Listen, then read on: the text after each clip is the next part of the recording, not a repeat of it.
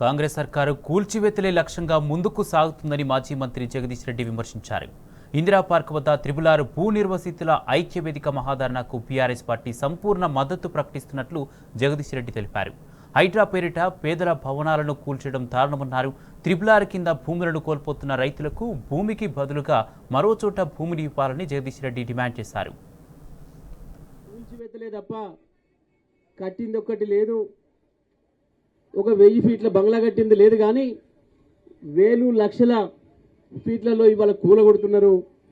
హైడ్రా పేరు మీద కొన్ని కూలగొడుతున్నారు, మూసీ డెవలప్మెంట్ పేరు మీద కొన్ని కూలగొడుతున్నారు. ఈ రకంగా ఈ ప్రభుత్వం కూలగొట్టే ప్రభుత్వమే తప్ప నిలబెట్టే ప్రభుత్వం కాదు అనేది మనకు అర్థమైంది.